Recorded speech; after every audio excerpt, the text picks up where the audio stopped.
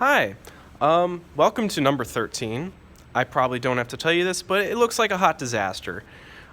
It's throwing a lot of information at you and hoping you understand what it's talking about. And if you read the instructions, it says for each of the following problems, fully simplify using the given values.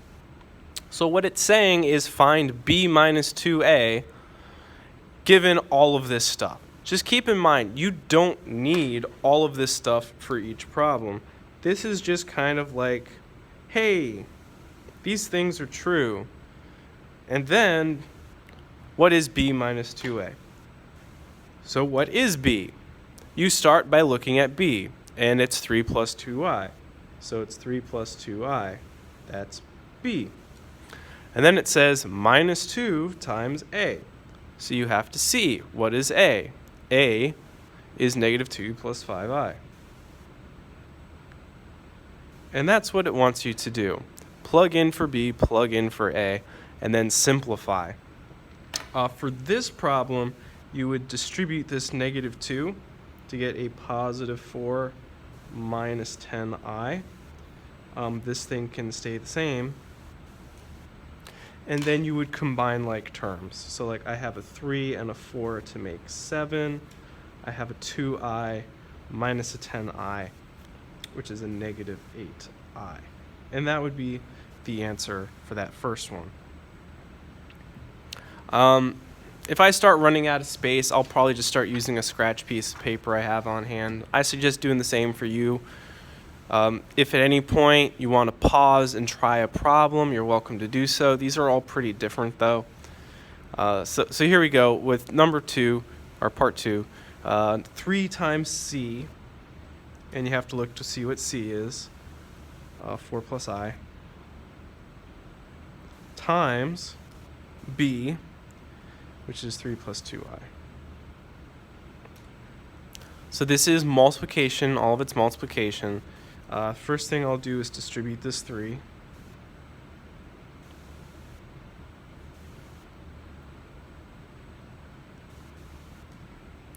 And then you're going to have to FOIL. Because it is 2 terms times 2 terms, you will have to FOIL. So 12 times 3 is 36. 12 times 2i is 24i. 3i times 3 is 9i.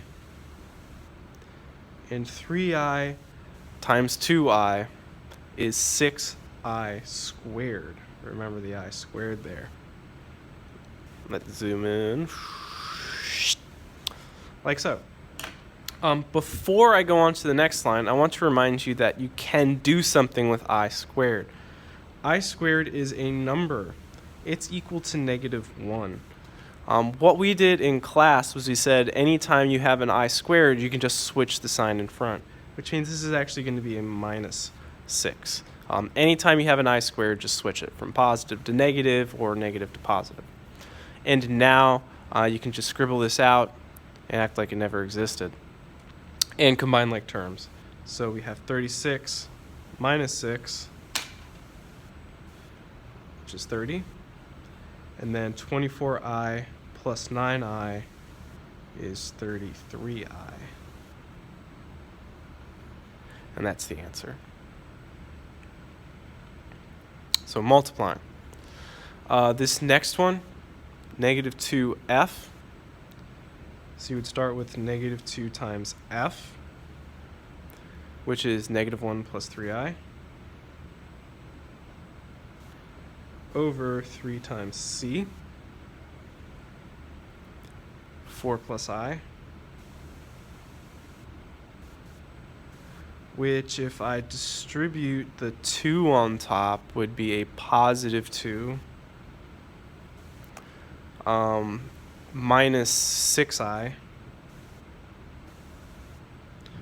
and then distribute this 3, so 3 times 4 is 12, and 3 times I is just 3i. Oh boy. Okay. So good times are about to be had. This is a division problem, and in division problems, if there are 2 things on the bottom, you have to use something called a conjugate. It's a vocab word. that you might have to learn in the future. What the conjugate is you need to get I out of the bottom, specifically the bottom. You can't make it go away altogether, but you can get it out of the bottom. And the way you do that is you multiply it by the same thing, but with a minus in the middle. So you still have the 12, you still have the 3i, but instead of a plus in the middle, it's a minus in the middle. That is called a conjugate. Specifically in math terms, they do a plus b versus a minus b. So a plus b, a minus b. The numbers are the same, it's just one's a plus in the middle, one's a minus. If this was a minus, then this one would be the plus, but it's always one of each. Since you need to multiply the bottom by that, you have to multiply the top by that same thing. That's not an option. And I'm definitely going to have to use this space. And you're going to do what we did in the previous problem, rather 2 problems ago, which is FOIL. You are going to have to FOIL both the top and the bottom and do everything we did in part 2 over again. So I'll put that in parentheses and start foiling. So 2 times 12, 2 times 3i, 2 times negative 3i, negative 6i, negative 6i times 12. 6 times 12 is 72, I believe. So negative 72i. And then negative 6i times negative 3i. So negative 6 times negative 3 is positive 18. And then it'll be an I squared, because it's an I times an I. That's on top. On bottom, we got 12 times 12 is 144. 12 times negative 3i is negative 36i. And you keep going. 3i times 12, positive 36i. 3i times negative 3i. So positive times negative is negative. 3 times 3 is 9. I times I is I squared. And this is once again where you can start doing the whole I squared thing. If you have an I squared, you can change it. So this is going to be a minus sign now. This will be a plus sign now, because you can switch the sign in front whenever there's an I squared, and then you just ignore them from now on. Up top, combining like terms, you have this 24 and a minus 18. So 24 minus 18 should be 6. Minus 6i minus 72i is a minus 78i. That's a lot of i's. Here, 36's get to cancel. That's the whole reason we do the conjugate, because i's will all cancel, whether it's through adding, subtracting, or being squared. So you end up with just 144 plus 9, which is 153. GG. End of that. And then we have to go back and do part 4, but that is part 3 of that question. So going to part 4, it says A times D minus 2C. So we're going to be using a bunch of this stuff.